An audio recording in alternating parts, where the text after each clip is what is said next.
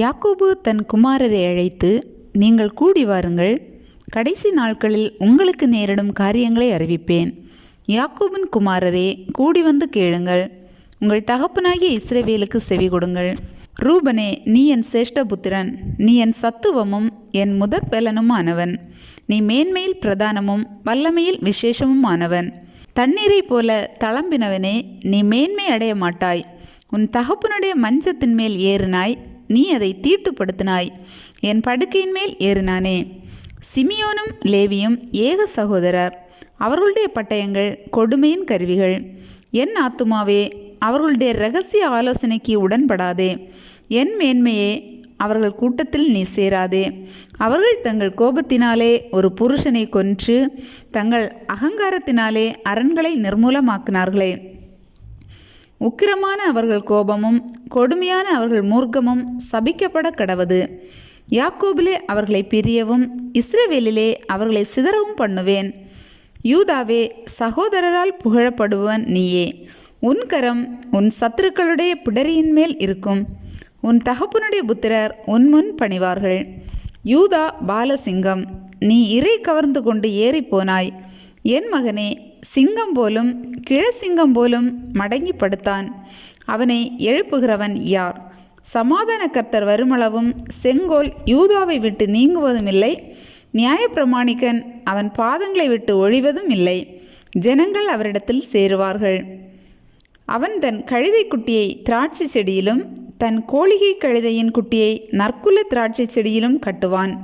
திராட்சை ரசத்திலே தன் வஸ்திரத்தையும் திராட்சை பழங்களின் இரத்தத்திலே தன் அங்கியையும் தோய்ப்பான். அவன் கண்கள் திராட்சை ரசத்தினால் சிவப்பாயும் அவன் பற்கள் பாலினால் வெண்மையாயும் இருக்கும். செபுலோன் கடல் துறை அருகே குடியிருப்பான். அவன் கப்பல் துறைமுகமாய் இருப்பான். அவன் எல்லை சீதோன் வரைக்கும் இருக்கும். இசக்கார் 2 பொதியின் நடுவே படுத்து கொண்டிருக்கிற பலத்த கழுதை. அவன் இளைப்பாறுதல் நல்லது என்றும் நாடு வசதியானது என்றும் கண்டு சுமக்கிறதற்கு தன் தோளை சாய்த்து பகுதி கட்டுகிறவனானான். தான் இஸ்ரவேல் கோத்திரங்களில் ஒரு கோத்திரமாகி தன் ஜனத்தை நியாயம் விசாரிப்பான்.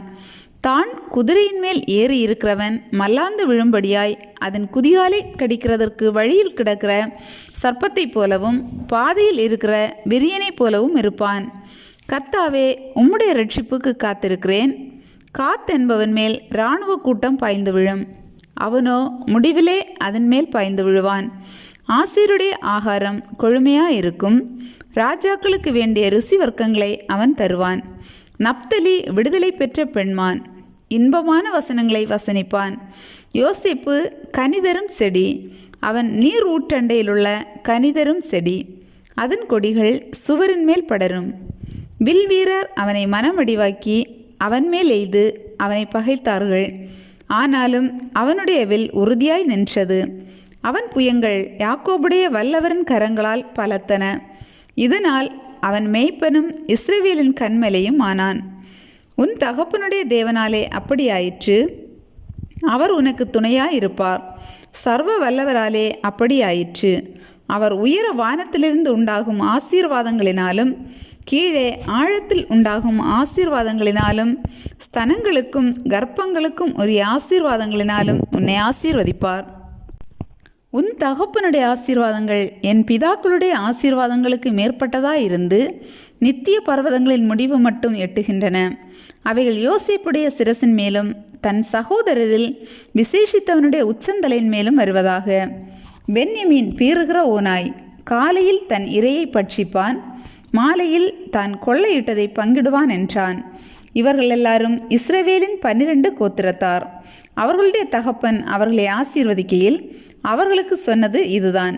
அவனவனுக்குரிய ஆசீர்வாதம் சொல்லி அவனவனை ஆசீர்வதித்தான். பின்னும் அவன் அவர்களை நோக்கி, நான் என் ஜனத்தாரோடே சேர்க்கப்பட போகிறேன். ஏத்தியனான எபிரோனின் நிலத்திலுள்ள குகையிலே என்னை என் பிதாக்கள் அண்டையிலே அடக்கம் பண்ணுங்கள் என்று கட்டளையிட்டு, அந்த குகை கானான் தேசத்திலே மம்ரேக்கு எதிராக மக்பேலா எனப்பட்ட நிலத்தில் இருக்கிறது.